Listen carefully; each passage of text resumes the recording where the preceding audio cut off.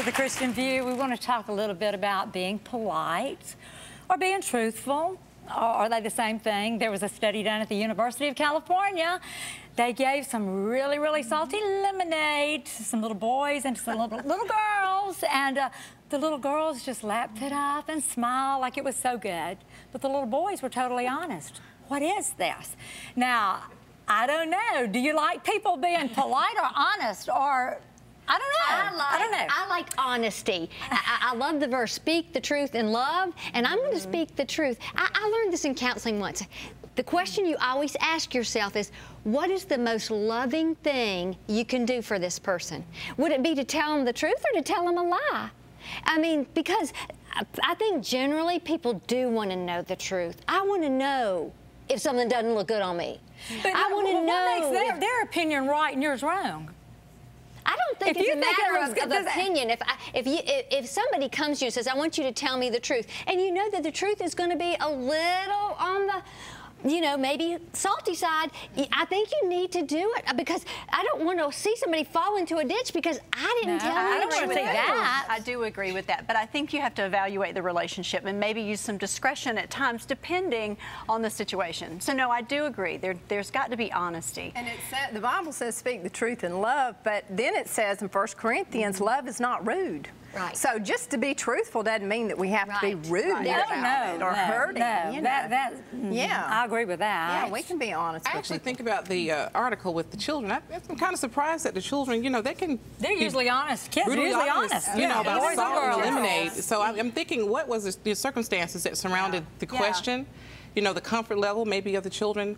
And it's the same with adults. It's our comfort level, you know, with talking to people. I actually was in a store one time, and a lady asked me, she came up to me, she said, well, you're here. She said, tell me, how does this look on me? I said, terrible.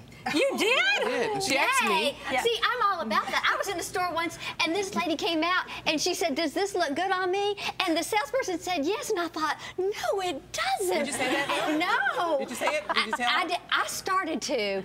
I probably would now. But you need to tell them to see it. Because when I told the lady, she was like, you answered that kind of quickly. If somebody asks your opinion, then give it to them. What they say, people don't want your opinion unless they ask for it. If I want it, I'll ask for it. But if they ask for it, I truly, if they ask for it, then give them the truth. I agree. But isn't there a way that we can go to, and speak in truth and love, but isn't there a way we can kind of approach them a little softer, a little gentler? Because it just depends on the personality.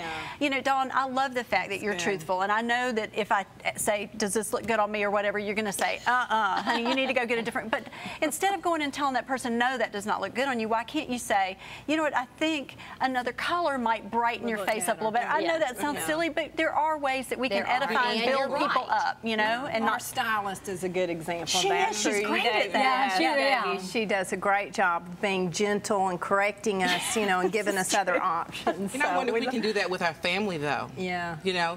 Oh, I have no problem doing that with the family. I mean, I know, you know, you can tell them the truth, but, you know, you're saying tactfully, how tactful are we with our family? We're less tactful, I think. How easy is it for you to tell your sister or your, you know, brother or your aunt or your mom, you know, it's about the relationship. If you have the relationship and you know their personality, you can kind of gauge. Weigh your words. Weigh your words. Think about things. You know, there's responders and reactors. And when you react and you spout something off, a lot of times you just wish you could pull that back in. But if you think a minute before you say something, you've had time to weigh whether it might be hurtful or left unsaid. You know, a wise man sometimes keeps his mouth shut. Sometimes a wise man opens his mouth. So there's a balance there, Ann. See, when I watch my mouth, that's why I always like to be really nice to people. That's why I like to be nice and compliment them. Then I'm never worried about what I said because I know I was very nice. But Dawn, I was polite, so I don't have to take those words back. It's like Emily Post, you know, Emily Post, a famous American author, about being polite, and says, you know, that when you're polite, you know, you treat people with courtesy, it actually builds relationships and builds successful relationships, and that's what we should be doing, trying to build successful relationships with people. I don't want to go around insulting people all the time. I think they don't know they don't look good when they look in the mirror. They shouldn't they? If they got to ask me, they just need to go on and change. You know. If they got to ask anybody, they need to go on and change. They know something's not right. Well, something else this article, you know, Jackie, one of the things the articles brought out was that because we are becoming more of a rude society, and we are losing that respect, that people are starting to become suspicious of very polite people, because politeness is not the norm. Politeness used to be the norm. It's not the norm anymore. So like, what does she want? You know? Or that is sad. I ever heard was called an after you, that we need to become an after you culture, after you society, where you prefer somebody, you let somebody go ahead of you, and you give people an opportunity. I like that, don't you? I do like that. That's our good Southern right? After you, after ma'am. you. After you. Yes. Yeah. And it was an English girl that preached it, and she said it would be after you. Everywhere you go today. After you. I don't think we see that very much anymore. We don't see it at all. We need to teach it. I mean, we need to pass that down to. I mean, that's what Christ came for. That's the fruit of the Spirit. You know, gentleness and love and joy. I love holding doors open for people, don't you?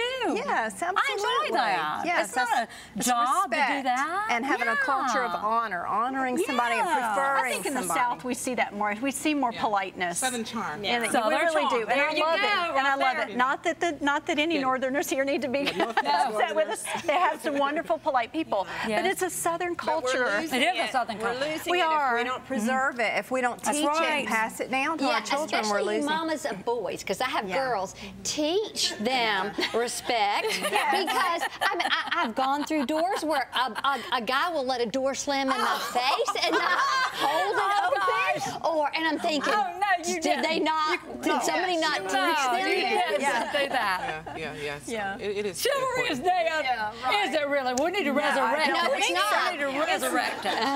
It's not. I don't think that it is. But back to our truthfulness, I agree that we've got to go and speak truth into people's lives, because I do know of a person, one of my closest friends, that had worked at a place for 17 years and was not told some of the things that she was doing that were really hurting some of the people around her. I remember you telling us about this. Yeah, I did mention that to you. Yes. They do. You know, if they're hurting on the inside, they're She going to was, come across rude and it was very difficult, Yes. and she was it was never brought to her attention. How can someone not correct a behavior, or how can Nobody they correct a wanted to behavior hurt her feelings. if Well, they don't get It can hurt told? you in the workplace. According to that study, that bluntness can hurt you in the workplace, because that whole thing of But isn't that what the boss either is you're making supposed to friends do? or you're Call her making in enemies, and give if her you make an evaluation enemy, and tell her? That's true.